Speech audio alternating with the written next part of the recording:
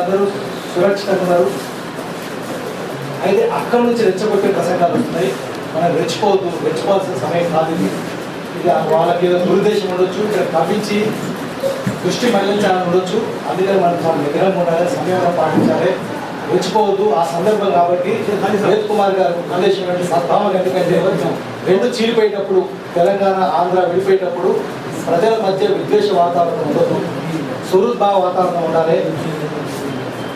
మామూలుగా మన French revolution మన మెరుపురెడ్డి చెప్తుంటాడు, ఫ్రెంచ్ రెవల్యూషన్ వచ్చినప్పుడు అందరూ ఫ్రాటర్నిటీ, ఈక్వాలిటీ, లిబర్టీ ప్రాతిపదిక జరిగింది. దాని చివరికి చెప్పారంట ఫ్రాటర్నిటీ. అంతకుముందు నేను బ్రదర్ అనేవాడిని, తర్వాత కజిన్ అన్న మొదలు పెట్టానని.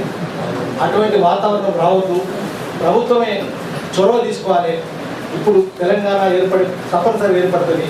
కానీ జల సౌదలో తెలంగాణ ఆంధ్ర ఉద్యోగులు కొట్టుకునే పరిస్థితి, విద్యుత్ సౌదలో కొట్టుకునే పరిస్థితి మనం చూసినాం, సెక్రటేరియట్లో కొట్టుకునే పరిస్థితి. తెలంగాణ ఎట్లా విడిపోతుంది, ఆంధ్ర తెలంగాణ విడిపోతాయి. కానీ అటువంటి వాతావరణంలో విడిపోవద్దు. ప్రభుత్వం వెంటనే చొరవ తీసుకోవాలి. ఇక్కడ డాక్టర్ శ్యామ్ సుందర్ గారు ఉన్నారు, చాలా మంది డాక్టర్లు ఉన్నారు. ఆప్సిస్ చీప్ పట్టిన పుండు వచ్చినప్పుడు ఆ పుండు దానంతా అదే పగిలిపోతే కుట్టేది కష్టమైపోతుంది. అప్పుడు కష్టమవుతుంది. కత్తి పెట్టి కోసి దాంట్లో చీమంతా డ్రైన్ అవుట్ చేసి ఇన్ఫెక్షన్ బయటికి పంపిస్తే కుట్టడం ఈజీ అవుతుంది.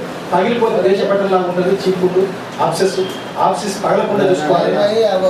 ప్రభుత్వం దీంట్లో జోక్యం చేసుకోవాలి, వెంటనే జోక్యం చేసుకొని విభేదాలు లేకుండా చూసుకోవాలి.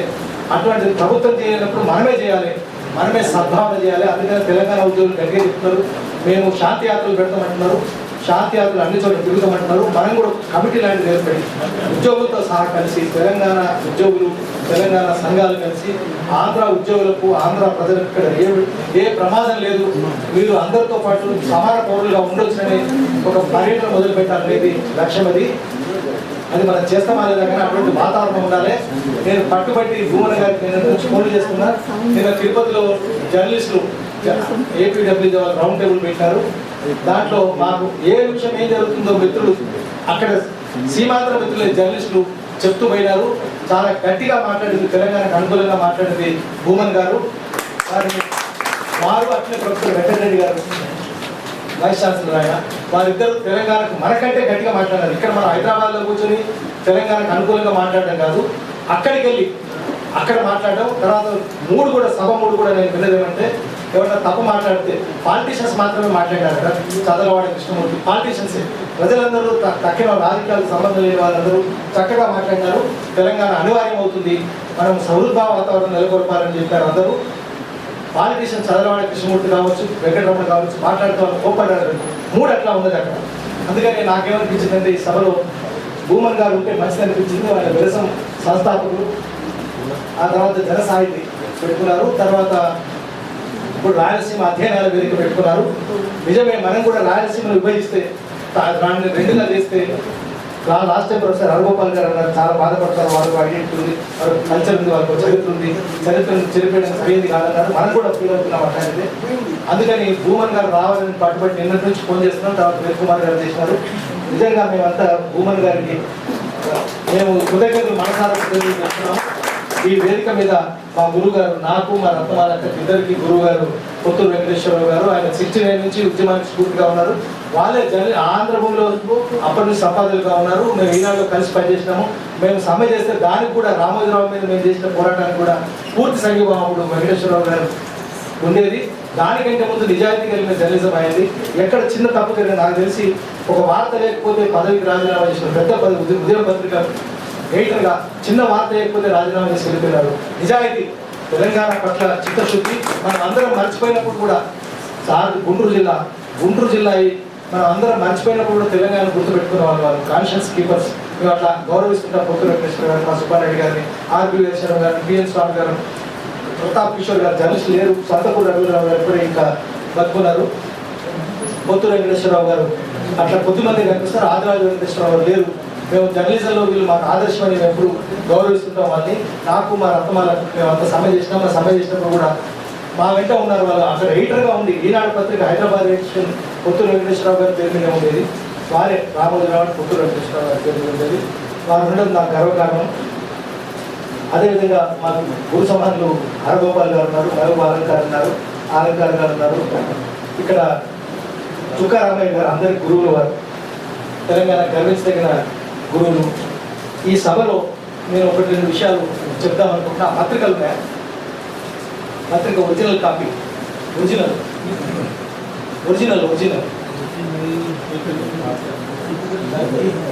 నిన్న తిరుపతిలో సద్భావన జరిగింది, కానీ ఈరోజు హనుమంతరావు పోతే దుర్భావన జరిగిందని వింటున్నాము.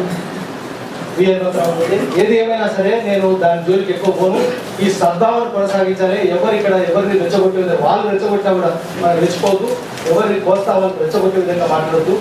మనం ఇక్కడ నుంచి సద్భావన ఎట్లా తీసుకొని పోదాం, ఇది మన విధుల కర్తవ్యం. ఇది మనం ఎంత నిగ్రహం చూపిస్తామో, ఎంత విద్యత చూపిస్తాం అనేది మన మీద ఆధారపడి ఉంటుంది.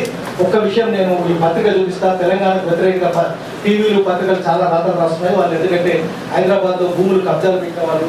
మేము ఎప్పుడు చెప్తుంటాం, మీడియా ముందు కూఫియా అంటే ఇంటెలిజెన్స్ పోలీస్, కూఫీ లాగా అంటారు కదా, ముందు కూఫియా వెనక మాఫియా మధ్య మీడియా అని చెప్తుంటాము. అందరూ భూములు కబ్జాలు పెట్టిన వాళ్ళే కాబట్టి పత్రికలు పార్టీలు వాళ్ళే నడుపుతున్నారు. తెలంగాణ వ్యతిరేకంగా ఉంటుంది. కానీ నెల్లూరు నుంచి వచ్చే పత్రిక జమీన్ రైతు ఎంత చక్కగా రాసిందో, రెండు విషయాలు సద్భావన గురించి చెప్తున్నాను. చాలా చక్కగా రాసింది. మీకు కాపీలు కూడా ఇస్తున్నట్టున్నారు. టీవీ ఛానల్ ఇది 2వ తారీఖు అంటే ఇది 9వ తారీఖు పత్రిక. ఇది టీవీ ఛానల్ గోలంతా. నిజం చెప్పాలంటే ఈ ఉద్యమాన్ని నడుపుతున్నది నాయకులు కాదు, విద్యార్థి సంఘాలు కాదు, ఉద్యోగులు కాదు, కేవలం టీవీ ఛానల్ ఉద్యమాన్ని నడిపిస్తున్నాయి, తమ భుజాన మోస్తున్నాయి. విభజన ప్రకటన వచ్చిన మొదటి 3-4 రోజులు ప్రజలతో పెద్దగా కదలిక కనిపించలేదు. టీవీ ఛానల్ విలేకరులే కాలేజీలకు వెళ్ళి విద్యార్థులను బయటికి పిలిచి కెమెరాలు ఎక్కుపెట్టారు. కొన్ని చోట్ల నేతలను విద్యార్థులను బ్రతిలాడి లైవ్ కావాలి, ఏదో ఒకటి చేయండి అని అడిగి మరీ కార్యక్రమాలు జరిపించుకున్నారు. నెల్లూరు మినీ బైపాస్ రోడ్లో ఒక రోజు ఒక టీవీ విలేకరి 10 మందిని పోగేసి 2 పాత కార్లను తగలబెట్టించాడు. పోలీసులు వచ్చి వాటిని తీసి పారేసినారు. కానీ ఆ టీవీ ఛానల్ ఆ రోజంతా నెల్లూరులో ఉద్యమ జ్వాలలు ఎగసిపడుతున్నాయని గోలపెట్టింది. ఇది అక్కడ పత్రికలు. నెల్లూరు నుంచి వచ్చే పత్రిక నెల్లూరు సంగతి రాసింది, అన్ని చోట్ల ఇదే రాస్తున్నది. అంతకంటే అన్ని అట్లే రాసినాయి. ఆంధ్ర లీడర్ను విమర్శించినది ఇంకో పత్రిక 2వ తారీఖు నాడు వచ్చింది. ఆ విషయంలో కూడా నెల్లూరు జమీన్ రైతు, ఈ హైదరాబాద్ మన అబ్బస్ సొత్తేమి కాదు, ఇది తెలంగాణ వాళ్ళని చక్కగా రాసింది. ఇది అటువంటి వాయిస్ కూడా చాలా వినిపిస్తాయి. నిజాం నవాబు కట్టించిన భవంతుల్లోనే అన్ని నిజం విస్మరించరాదు. సెక్రటేరియట్, హైకోర్టు, అసెంబ్లీ, ఉస్మానియా ఆసుపత్రి, ఉస్మానియా యూనివర్సిటీ, పలు కాలేజీలు, రైల్వే స్టేషన్లు, సెంట్రల్ లైబ్రరీ, పబ్లిక్ గార్డెన్స్, ఇట్లా ఏ ప్రభుత్వ ఆస్తి చూసినా నిజాం నవాబు దూరదృష్టి మాత్రమే కనిపిస్తున్నది తప్ప ఆంధ్రుల శ్రమ, పెట్టుబడి, తెలివి వ్యక్తం కావు. ఇంత స్పష్టంగా రాస్తుంది పత్రిక. అందుకని ఆంధ్రులో కూడా మన పట్ల సద్భావం ఉంది. ఆ సద్భావం బయటికి వ్యక్తం కావట్లేదు. మనకు కనిపించే దుర్భావం మాత్రమే టీవీలు పత్రికలు మోసుకొస్తున్నాయి. మనం గ్రామాలకు పోతే తెలుస్తుంది. నాకు చాలా మంది జర్నలిస్టులు ఫోన్ చేసి భూమన్ గారి విషయం నిమిషం నాకు అక్షరం పోకుండా చెప్పినారు. ఇద్దరికి మిత్రులైన వాళ్ళు, రాఘవ లాంటి వాళ్ళు.